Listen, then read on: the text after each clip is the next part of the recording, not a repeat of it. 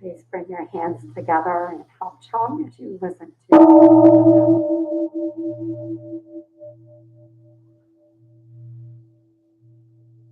Yata for the sound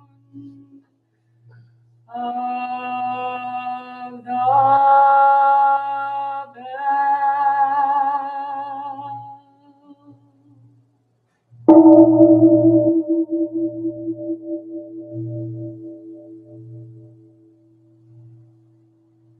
mind calm, body at ease, breathing quiet, sentiment benevolent.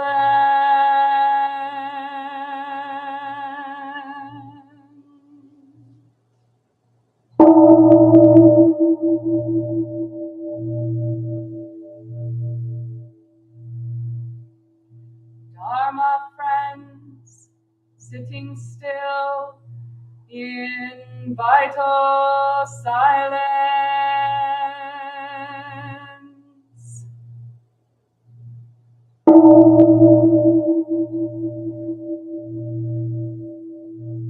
Wanting nothing, we practice eco-Buddhism together.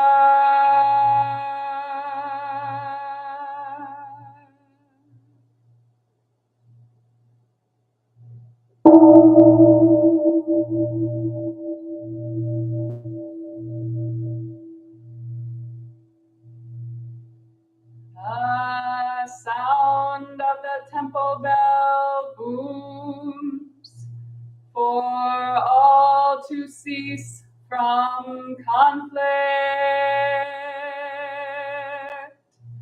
May the way of Buddha usher in the dawn of non-violent global village forever.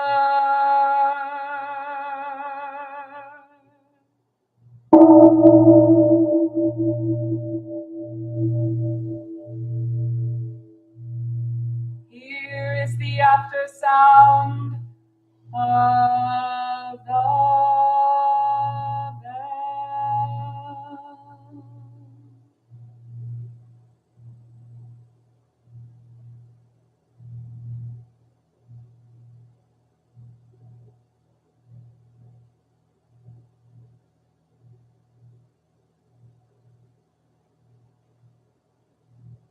thunder of silence, light after Dharma rain.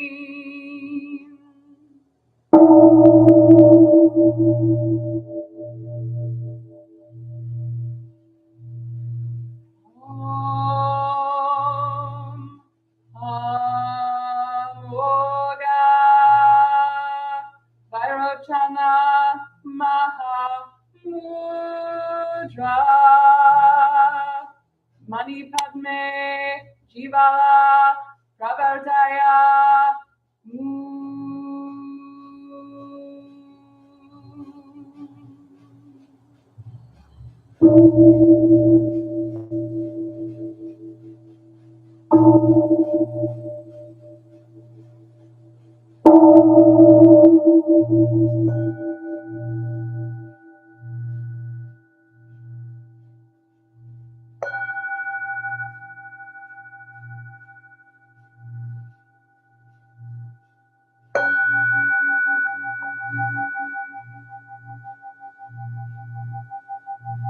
And now,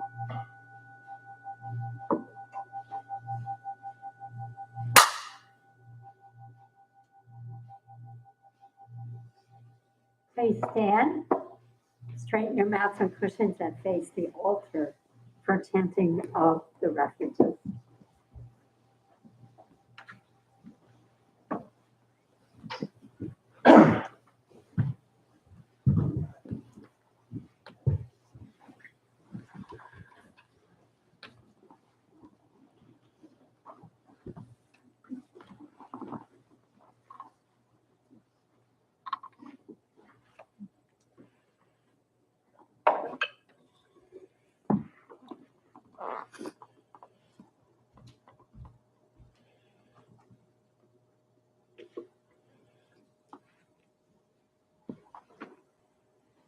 So we will take refuge in Buddha, Dharma, Sangha, first in Sino-Korean, which is the origin of our tradition, Korean, and then in English. So please feel your feet connected to the floor, bringing right and left sides of the body together in this gesture called Hapchang, palms joined. Breathe, and then throw your voice in as best you can, even though you may not know the Korean words.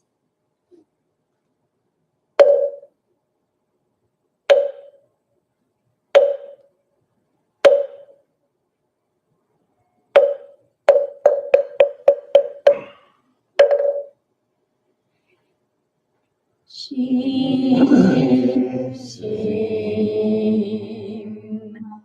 Quimyon,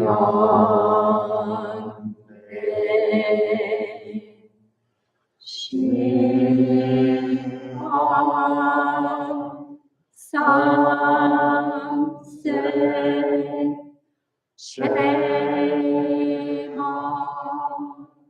cha,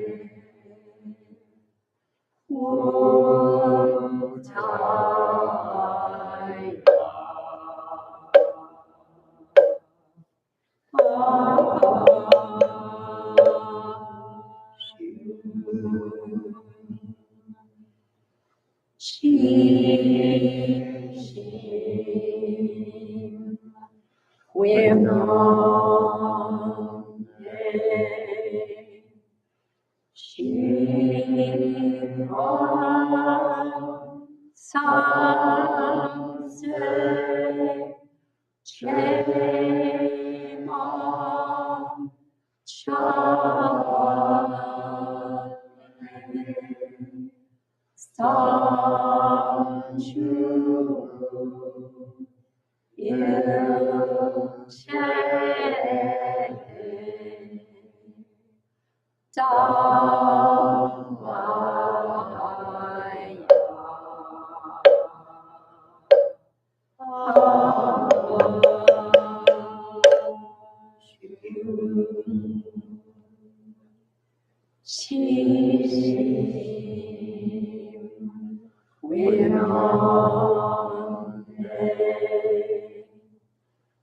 Shivam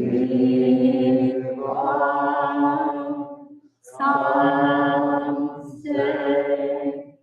Chemam Chari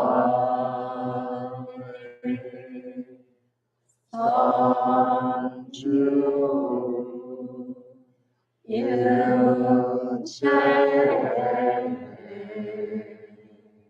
Sangaya.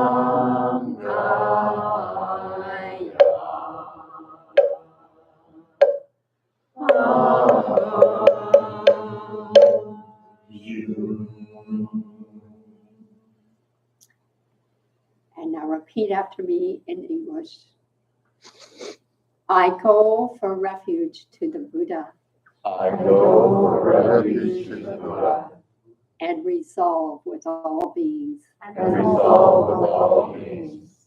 I will cultivate a heart of enlightenment I will cultivate a heart of enlightenment and realize the great way. and realize the great way.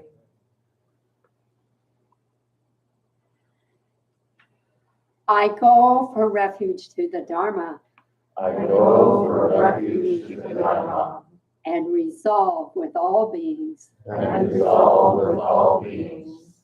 I will penetrate the teachings I will penetrate the teachings and uncover oceans of wisdom. and uncover oceans of wisdom.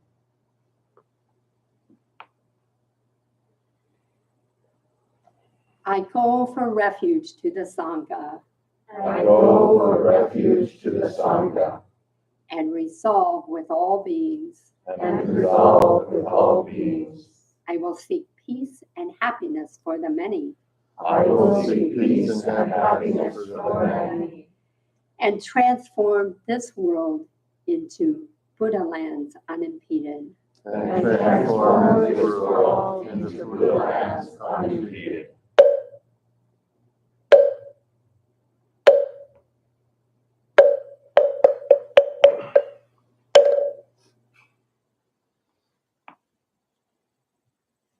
We're going to have a second period of meditation that is somewhat guided. And so for this second period, we're going to take our time sitting down, settling into the practice. So the first thing, if you would please look at your mat and cushion, make sure it is nice and smooth, that you cared for it properly. You can take the cushion off the mat, set it to the side, and plump it by putting the cushion on its side, rotating, and so on. So now before you sit down, don't sit down just yet.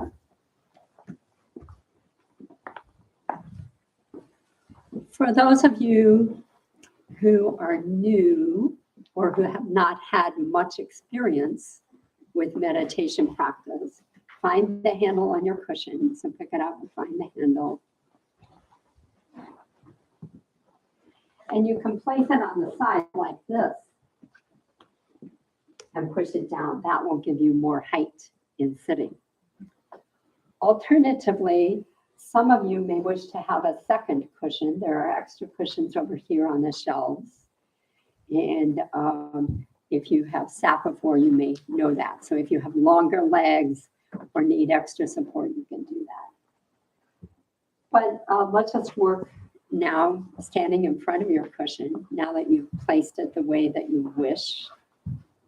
If anybody wishes to go get another cushion, please do so. Okay, so then we face each other, face the center of the room. Make a bow. And if you're using this method of cushion placed on the side, we try to avoid putting our feet on our mat. So place one knee, then the other, and then just sit back like this. If you already have a established meditation practice, please use the posture that works best for you.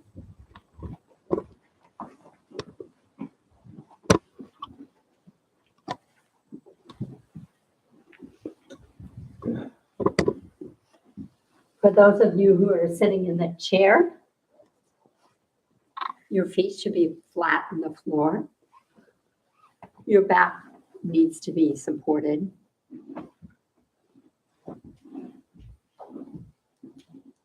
And you can sit up straight.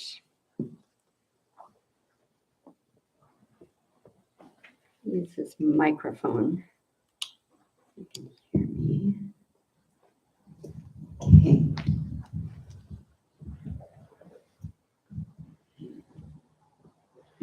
Now, can you feel your posture relatively stable?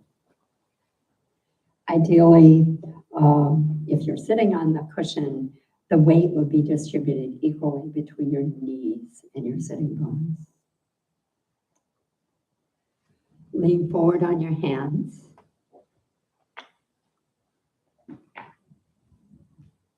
Bring the arms up, palms facing. Turn the palms out.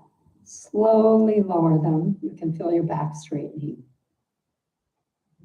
Place the left fingers on top of the right with the thumbs gently touching. This is our meditation and mudra. We bring our awareness to the front of our body as we continue to adjust our posture. Please look down the bridge of your nose without closing your eyes, softly focused. Place the tip of your tongue at the back of your top teeth.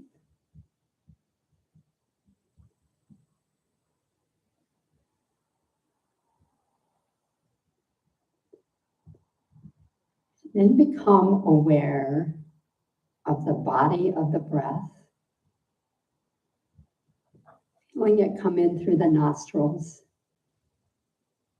down the windpipe through your lungs. And as you reach the bottom of this inhalation, you will feel the abdominal area expand. This is called the Tanshan area. And when you breathe out, the reverse motion, the Tanshan area contracts, the abdominal area contracts. The breath moves up through the windpipe into the back of the nose, out the nostrils. Cool air coming in, warm air coming out. So just experience this for a few more breaths.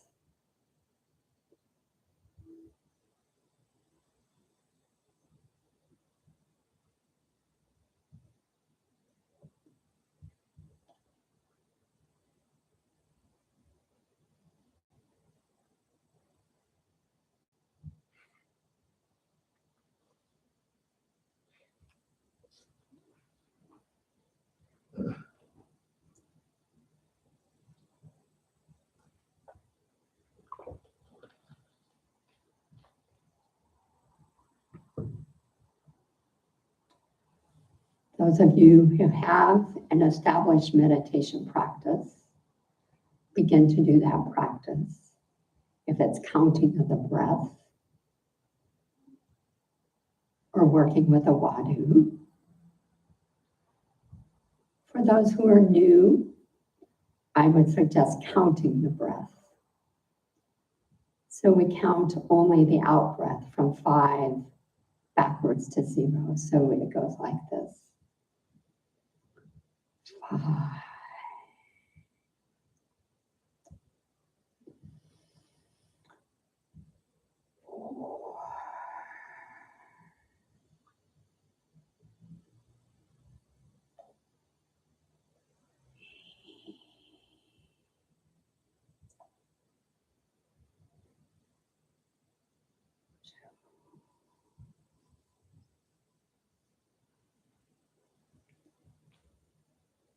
5.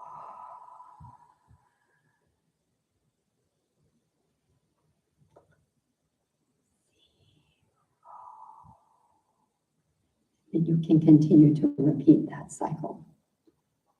So we'll sit for just another minute, and then we'll start a body scan.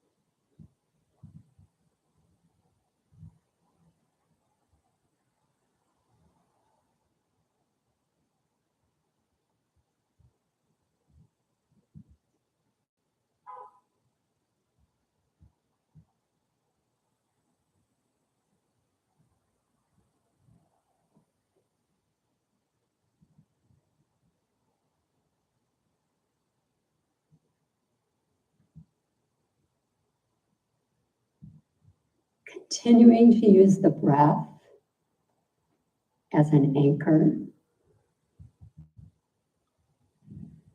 Gently scan your body for any areas of tension.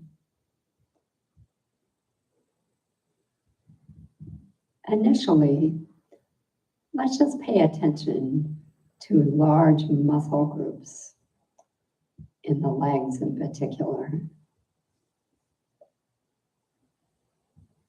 Just feeling if you're sitting stably and noting if there's any tension or pain in your legs.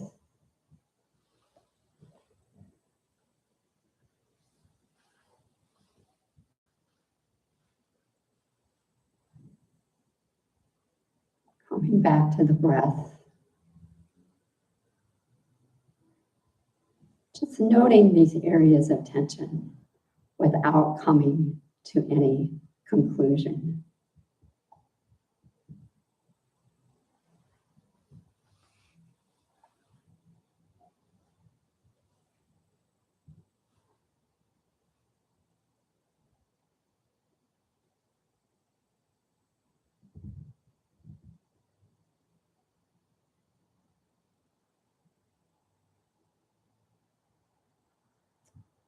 Check in with your back, your spinal column.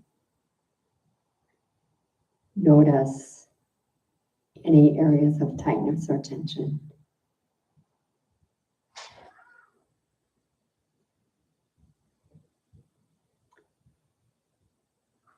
Continuing to breathe.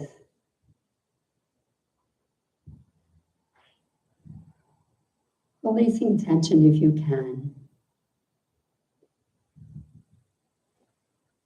Not coming to any conclusion or judgment.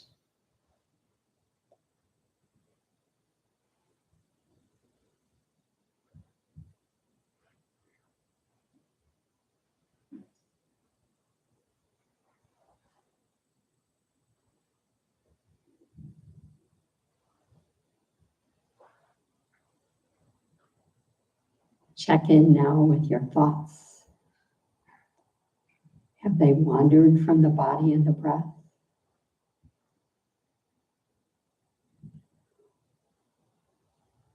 Are there any worries that are present today?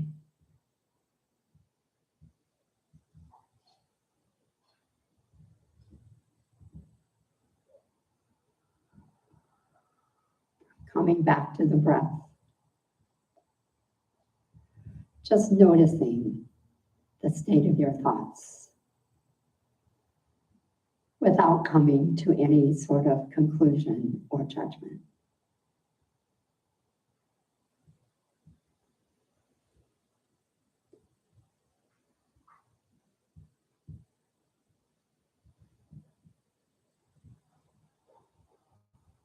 Checking in now with your heart.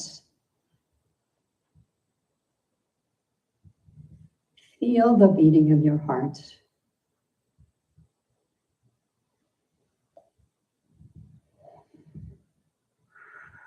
Take a nice deep breath and see how it affects the beating of your heart.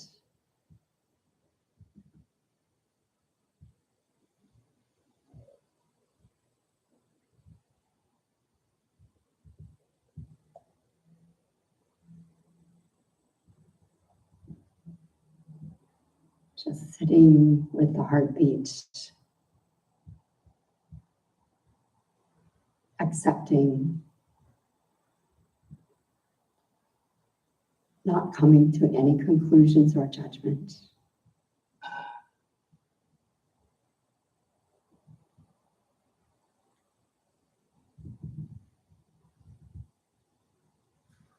And now bring your awareness back to the breath.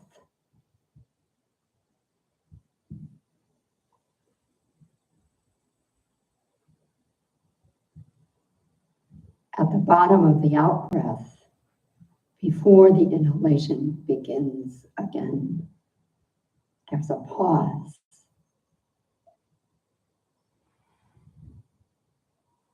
Pay attention to this pause.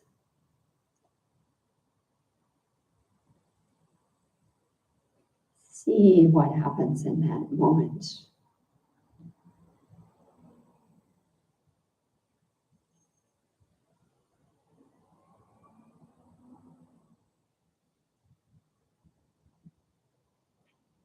Noticing if there's a sense of spaciousness there.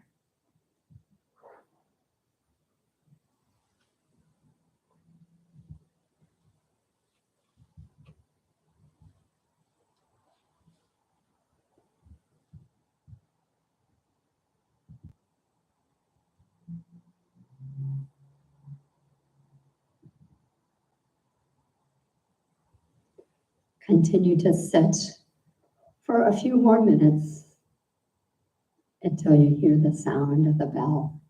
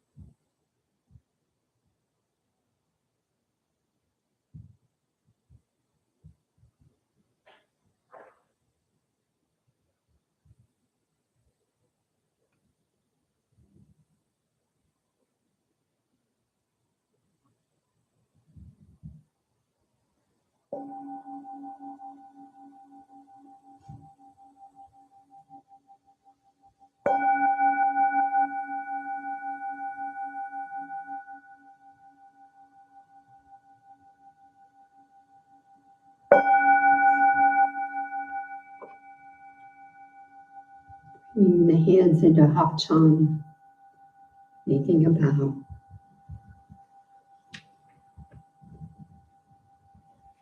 And then please follow along as we do some stretches as an end to our meditation practice.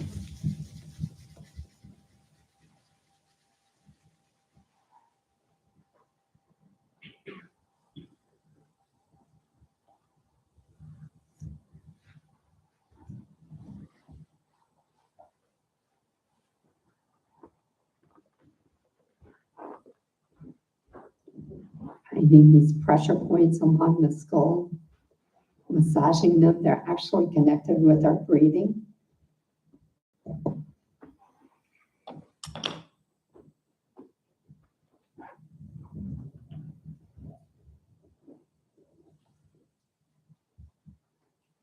And working with the ears.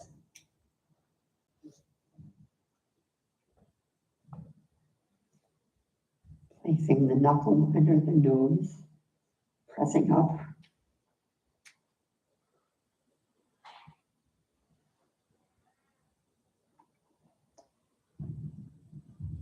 And then let's stretch our lower back.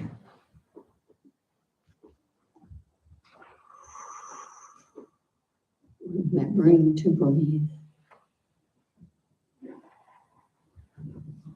Reaching up.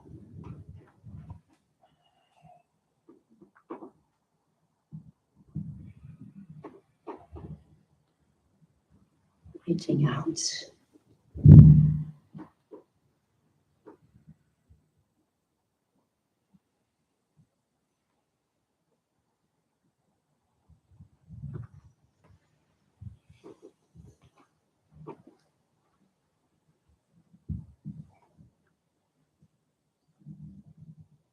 Stretching to the left.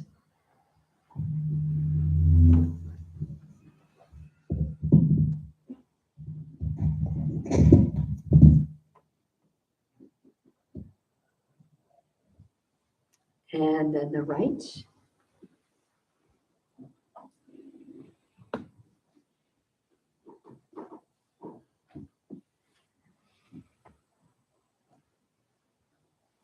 Clasping the hands behind the back.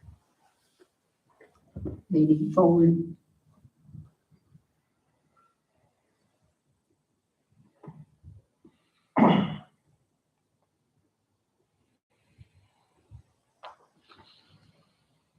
And as we sit up, we do a spinal twist, first to the left, bringing the eyes all the way around.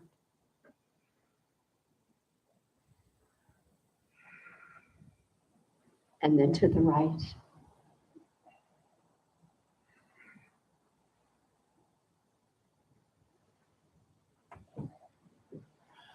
Placing the hands at the base of the trunk, we do big circles with our upper body.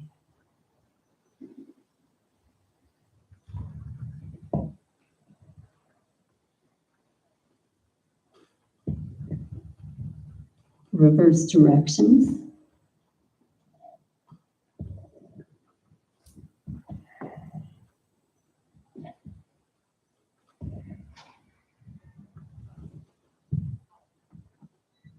Grasping the left ribs, leaning to the right.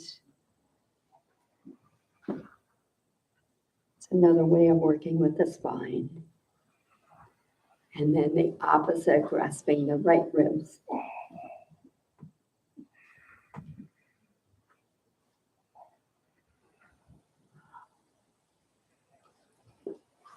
Clasping the hands behind the head, sharp outward breaths.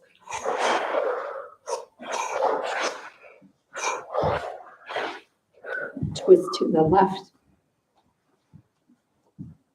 to the right.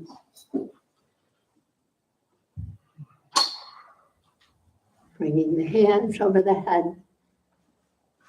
And then as we drop them, we'll do abdominal breathing.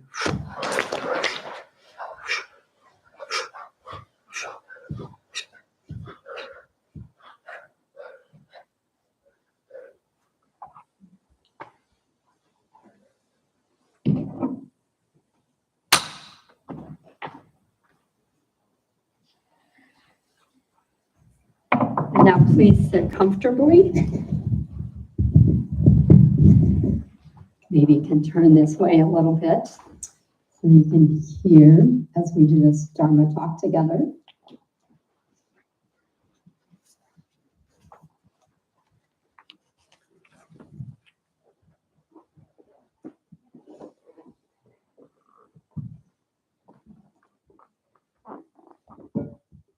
So when we were doing our meditation practices together just now, we kept checking in with various parts of our body. And in this self-awareness practice, we said, just note what's going on. Don't come to any conclusion yet. So this is a skill that we work with and develop as a part of our Buddhist practice, our meditation practice. And the skill is very important when it comes to dealing with uncertainty, lack of clarity, this thing that we call ambiguity, which is actually a pretty big topic in of conversation and teaching among Buddhist teachers, particularly in the Theravada tradition. The Zen tradition, we put a little bit different spin on it. So the method in my madness was first, let's connect a little bit to the experience so that we can see the relationship between our Zen practice and dealing with this thing that we call ambiguity. So let me give you a definition of ambiguity. So it's basically the inability to comprehend clearly the way things are, or the inability to come to a conclusion. And I bet you've encountered this in your life in many ways. So one clue that this is happening is you feel stuck. You feel unable to prioritize, unable to communicate clearly. You fall into a state of restlessness or worry. You just can't sit still. This is that monkey mind going on. And some of you may have noticed it when we were doing our meditation practices today, that your mind just would not stay still. It kept jumping to all the things that you're dealing with today. Another aspect of this, that's actually a hindrance. It's called the restless and worry. And it's a hindrance not only to our meditation practice, but to our life in general. Another hindrance is sloth and torpor. So if you notice this happening, that, oh, I just feel lethargic, don't want to do anything, this too could be a sign that you are dealing with some sort of big ambiguity in your life. We may notice ourselves becoming self-righteous because we're looking for some sort of certainty.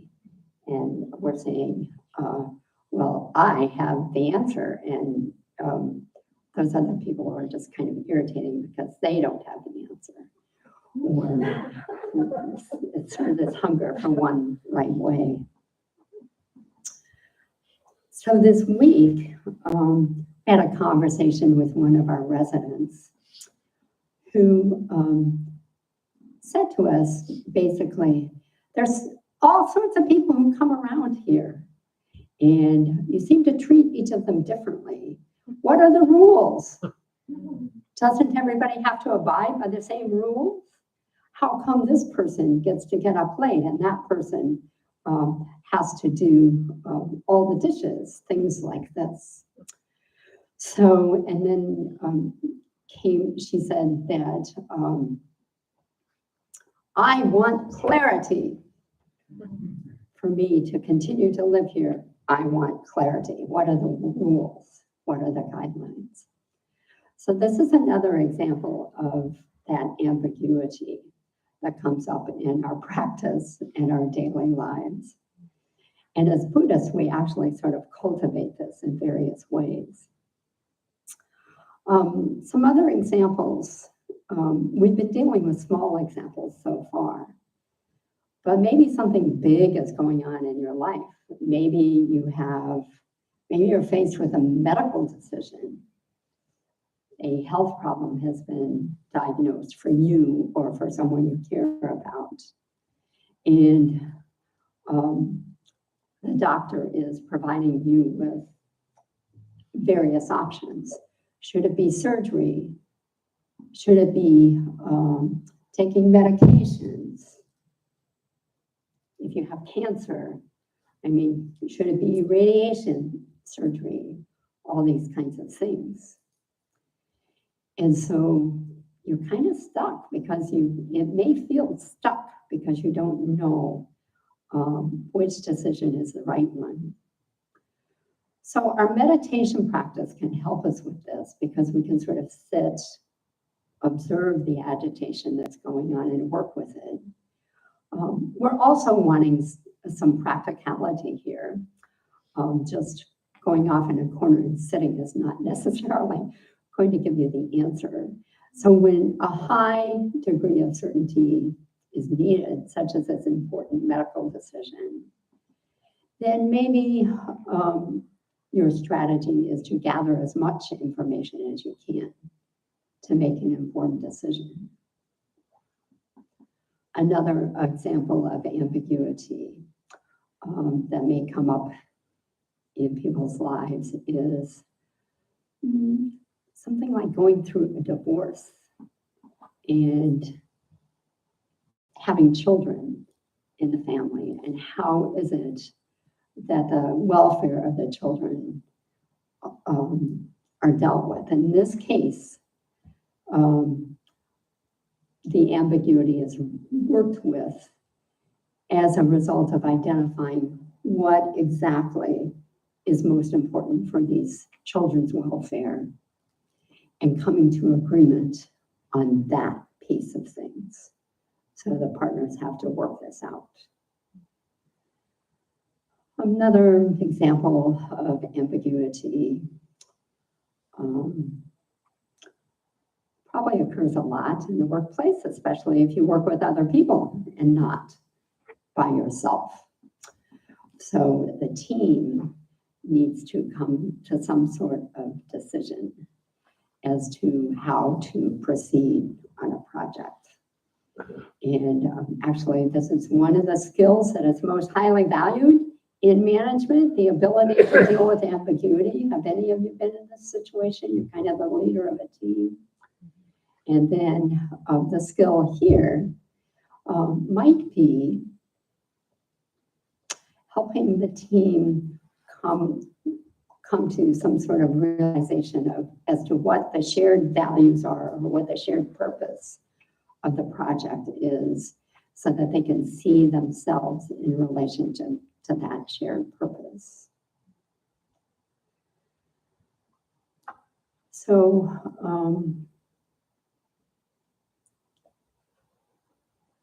all of these examples of ambiguity in our lives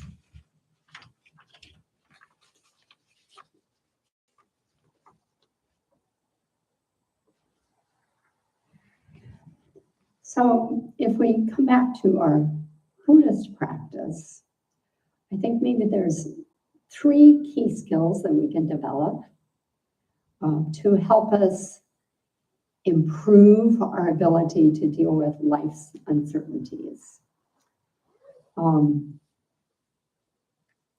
Because in sort of an absolute sense, this ambiguity or uncertainty or lack of clarity is always going to be there. So why is that? What are the 3 poisons? Impermanence, suffering, and no self. So we begin to realize that it's part of the human condition. We're never going to get rid of it. And so if we can develop skill in dealing with lack of clarity, in dealing with inability to come to conclusion, that's something very important. So the 3 skills, number 1, tolerance of the ambiguity. So as we were doing meditation practice just now, some of you may have noticed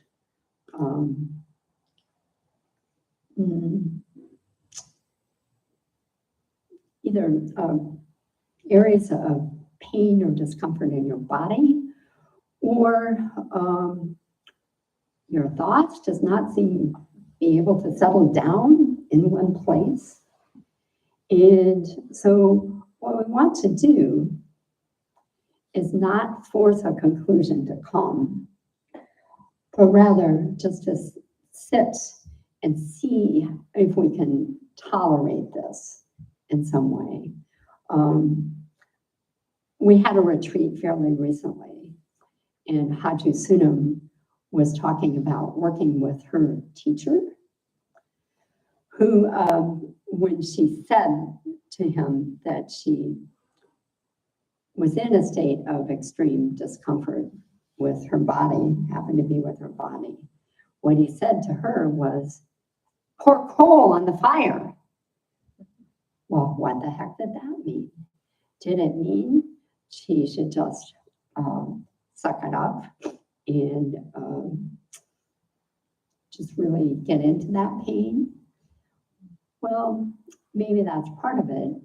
But part of it is, as you notice the pain, asking yourself, what is my body telling me needs to happen right now? So I saw a few of you maybe stretching your legs during the meditation period. This might be an example of that. So you're leaving it open long enough, not coming to a conclusion until it's sort of intuitive as to what it is that you should be doing.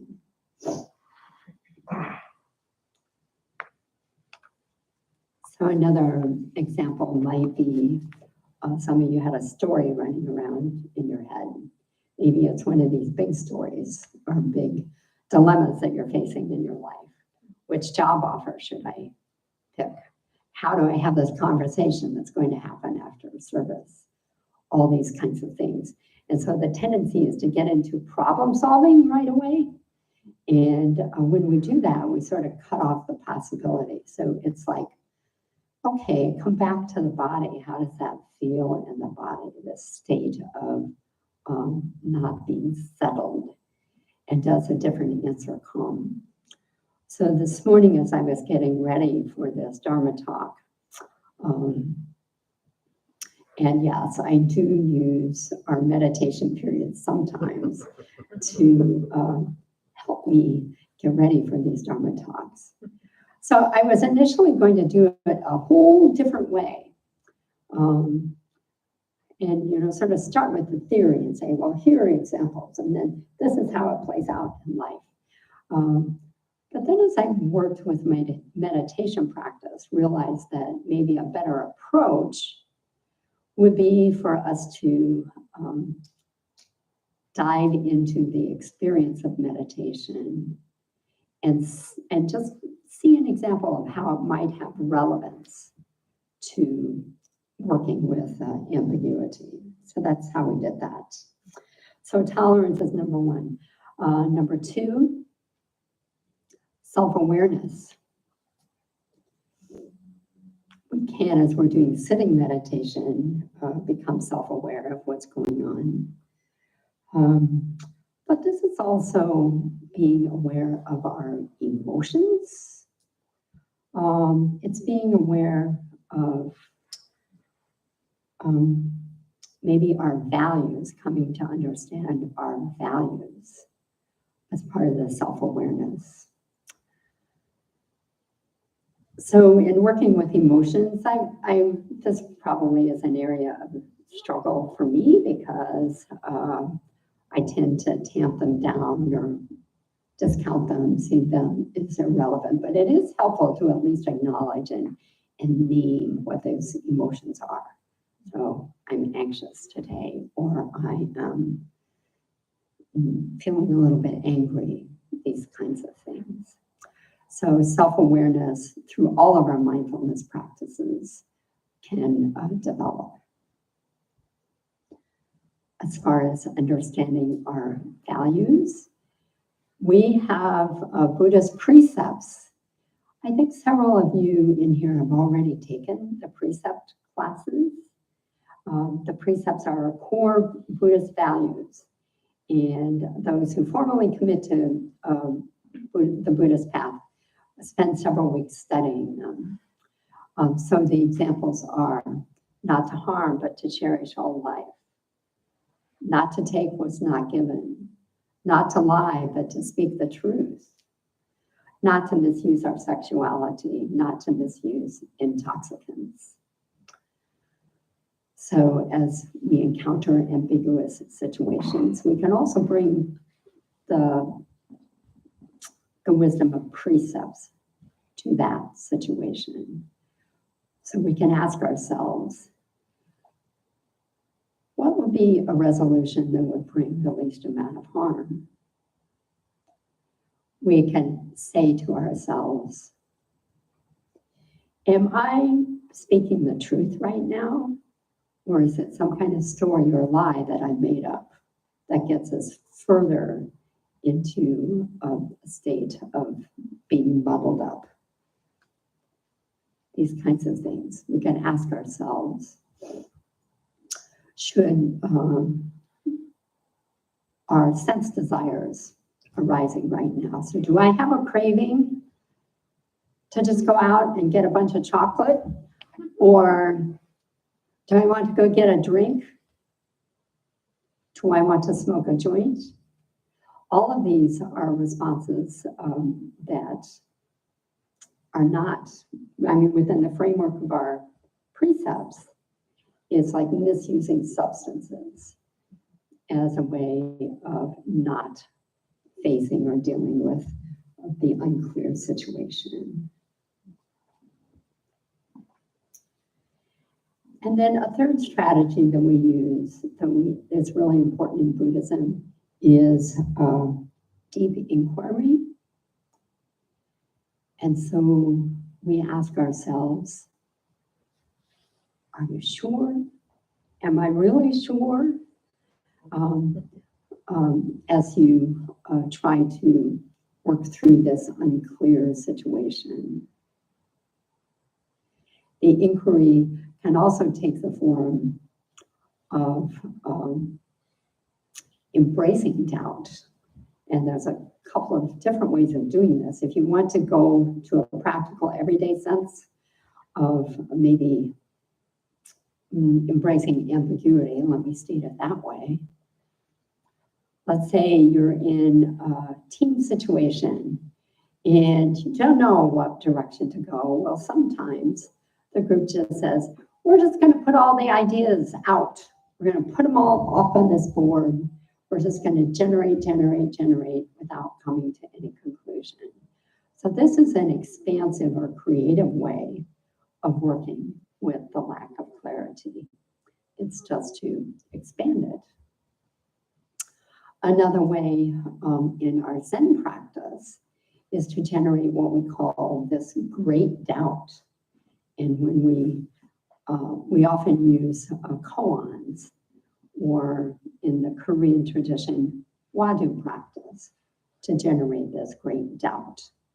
So a koan or wadu would be an example of something that you cannot answer with the rational mind. A common one is, what is it? So what's your answer to what is it? Okay, you may come up with an answer now, but a second later, you're going to come up with a different answer. And after that, a different answer, a different answer, a different answer. And so you begin to doubt whether you can, in fact, answer this question, what is it? And then you begin to say, well, let me just become that question. Let me see how that feels in my body. Let me abandon my problem-solving mode and get to a different form of insight.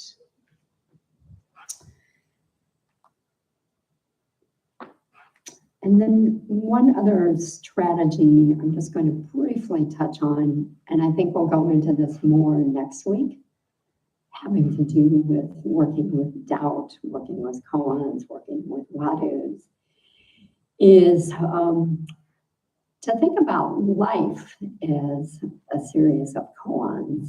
There is a book out now. It's called The Book of Householder Koans. Has anybody seen it? Okay. So this is sort of an excellent resource of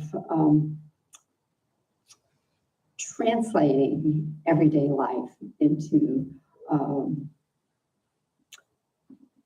a deep inquiry, really. So in ancient times, when the Koreans, when the Japanese, when the Chinese were working with these koan practices, they would arise from everyday life situation, a conversation between a Zen master and a student. So they didn't just come out of the air. And so there's this koan, does a dog have Buddha nature? Well, that koan originated in some kind of conversation between a master and a student. And I'm not sure I exactly know the history of that. Maybe somebody else does. But it didn't come out of thin air. But they decided to work with it in this way of, does a dog have Buddha nature? And the Zen master says, no. Well, what does that mean? Is it true? Is it not true? And eventually it gets to a sense of insight. Well, in our everyday life, I'm just going to read an example of one koan in this book. And then maybe you'll see what I mean.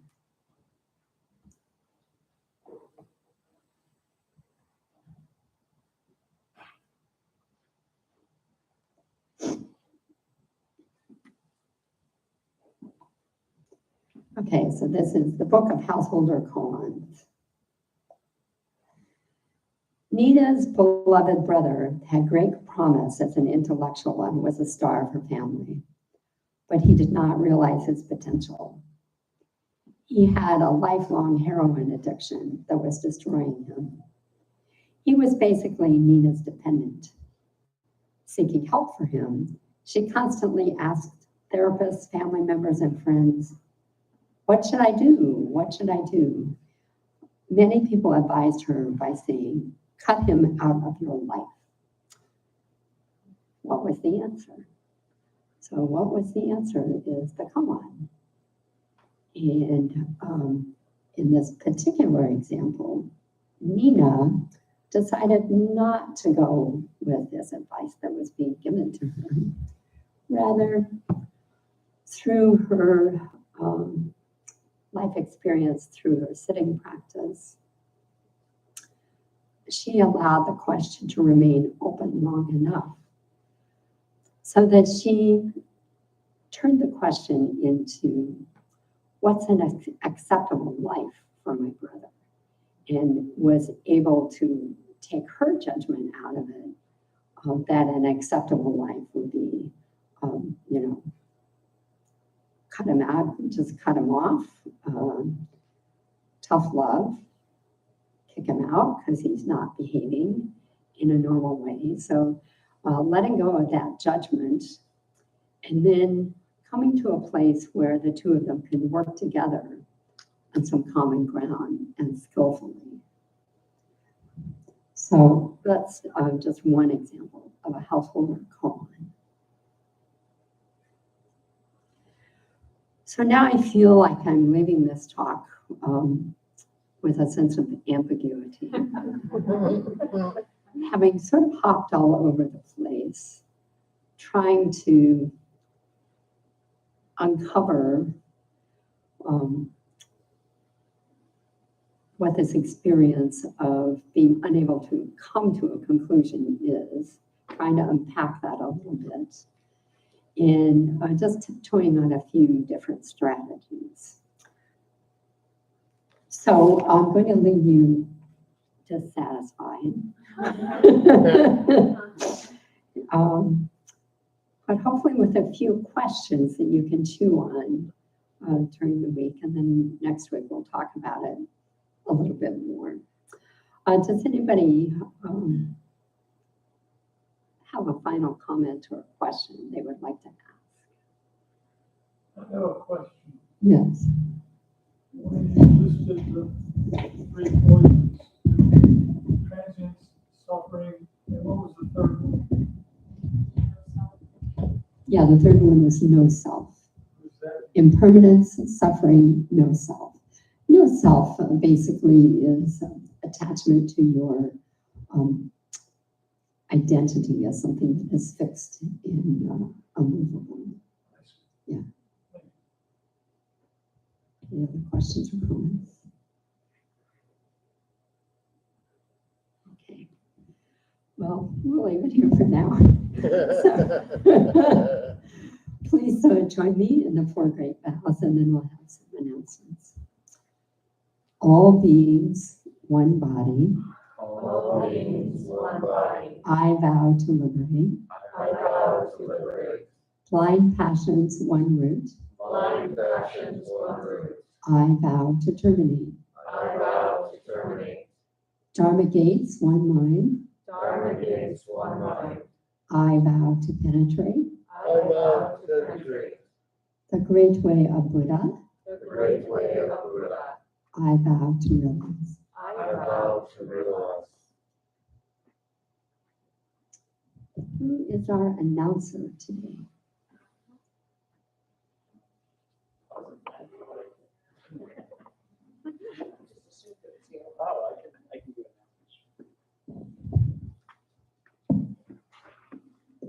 Okay, talk about great doubt. Here we go. Welcome everyone. Thanks for coming today.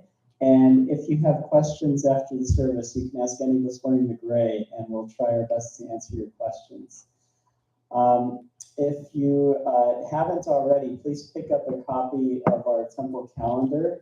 Right out here on the table, there's the temple calendar, and there are a number of sign-up sheets if you're interested in signing up for any of the programs that we offer. So I'll just briefly talk about a few of the programs.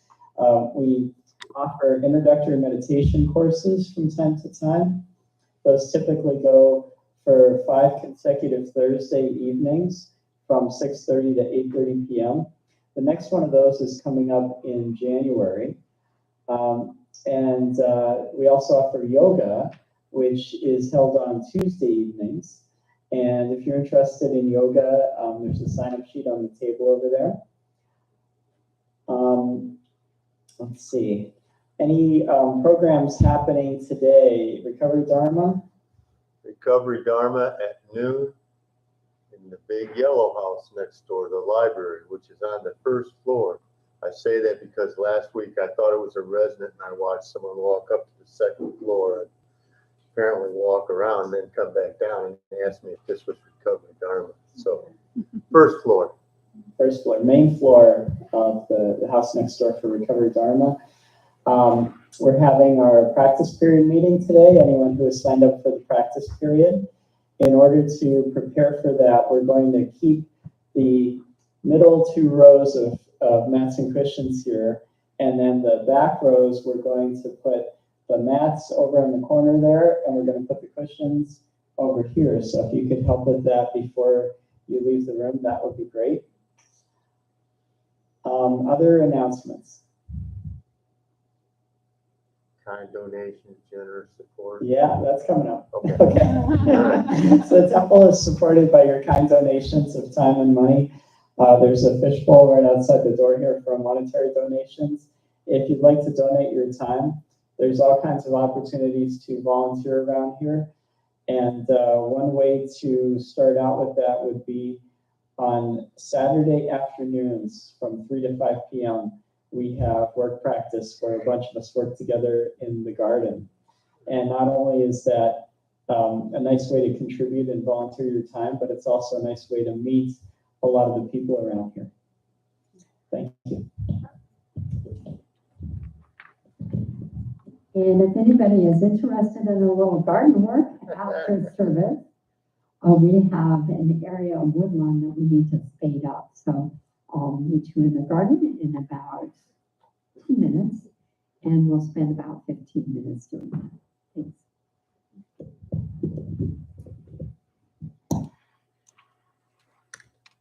So let's all stand.